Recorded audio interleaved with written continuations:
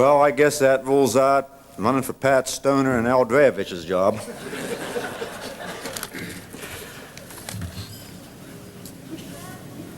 Dick and I were discussing before the banquet tonight the similarities, the anxiety before this event. We compared it to Boston.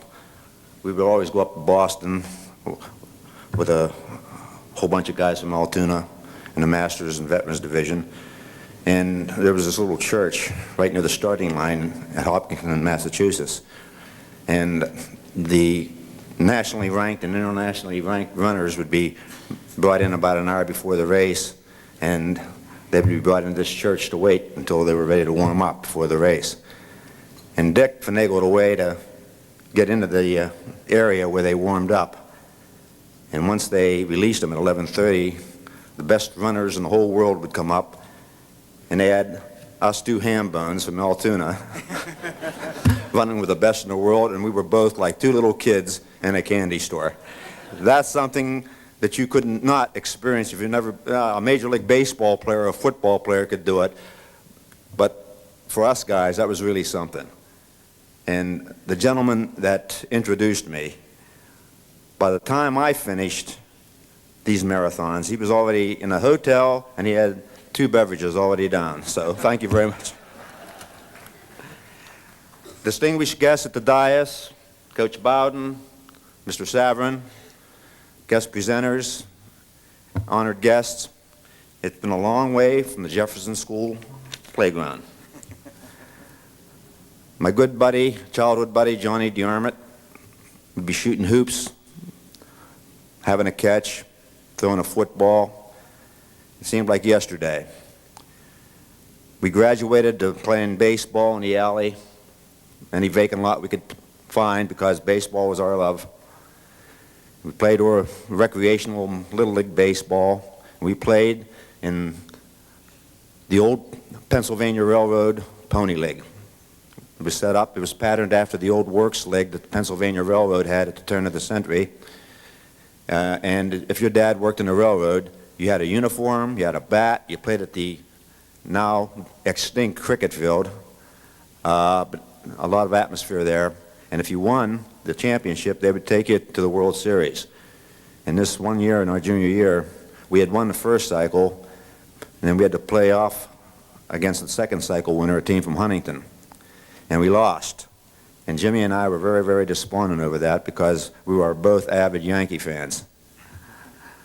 But we got over it, and at the end of the year, they had a track and field meet attached with an all-star game, and they had some running events, and each team entered a 4x200 meter team.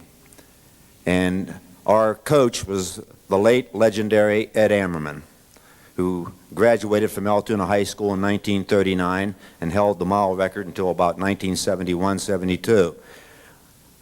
Eddie, as a sophomore, participated in a meet against the Pitt freshmen. And the 1937 yearbook states that going into the last 300 yards, Ammerman and this other fellow were neck and neck. Eddie lost by 5 yards. The winner of the race basically was Johnny Woodruff, the 1936 gold medal winner at Berlin. They talk about legends. Who should be in there?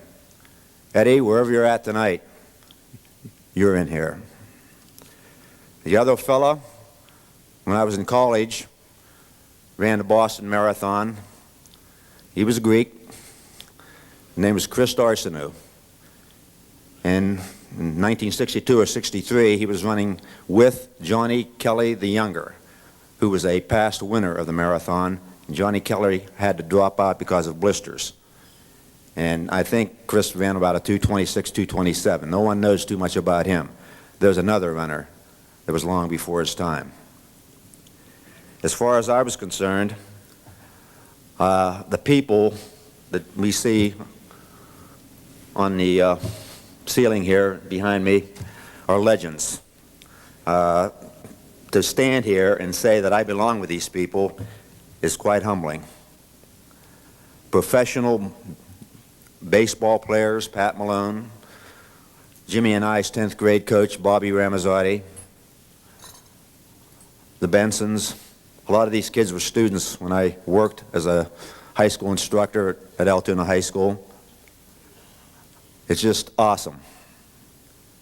I can't describe the feeling. I credit a lot of my success to a 1954-55 track and cross country coach that I had. He was very progressive, very tough, but very fair-minded. His name was Paul Adams. And one day, after a humiliating performance at South Park in a little place called Schoonmaker Hall, we were supposed to win that because of the reputation of our team the year before.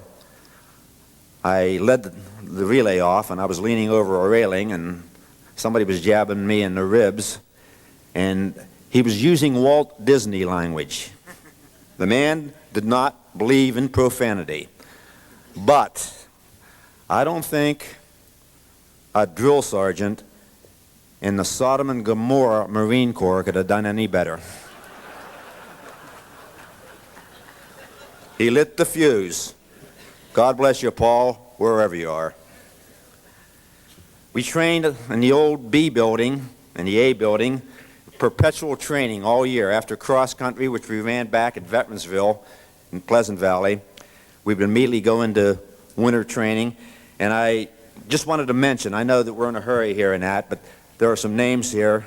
I'll be doing this quite a lot for the next couple minutes that I want to take my hat off to. One was our cross-country captain in 1955, Bob Wary, who went to Seton Hall, a local banker, Bruce Hostler, and the late Dick Curry, who made the ultimate sacrifice in Vietnam. After graduating from Altoona High School, I joined the service, but I still maintained my training regimen, and when I was in high school, I read this little article where the University of Pitt ran this school called Slippery Rock. And I thought, Slippery Rock? Well, yes, Virginia, there is a Slippery Rock. Our coach there was Camel Snowberger. He was very, very successful in his 7-year tenure there. Like my high school coach, very progressive. I just talked to him over the weekend. He couldn't be here. He's ranked 3rd in racquetball in the United States, age 77. And his claim is, you never retire. Mentioning Slippery Rock, I'm honored to have my college roommates here tonight, Ken Hamby and Dave Belka, and Ken Hebrank. We ran in the national championships at Wheaton, Illinois, 4 years. We ran in the Penn Relays. We ran against the University of Pittsburgh, West Virginia, a small school, no scholarships. And it was really an honor. The Slippery Rock years really made me. Butler County is my adopted county.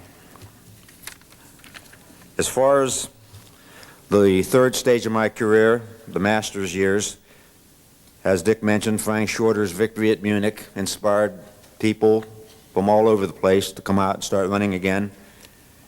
And we had a large group here in Altoona who went up to Boston for many years. I'm glad these guys didn't go to the Rock because I don't think I'd have made the team.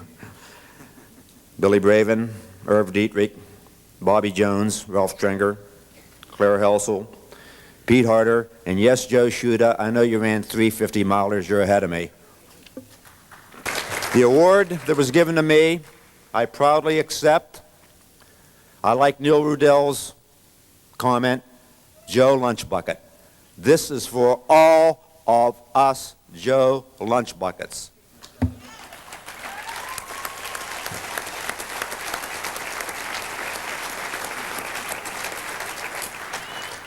And in closing,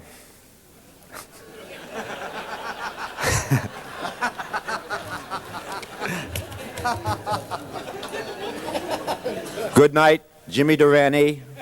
Good night, Mrs. Calabash. And good night, Bobby Seitz.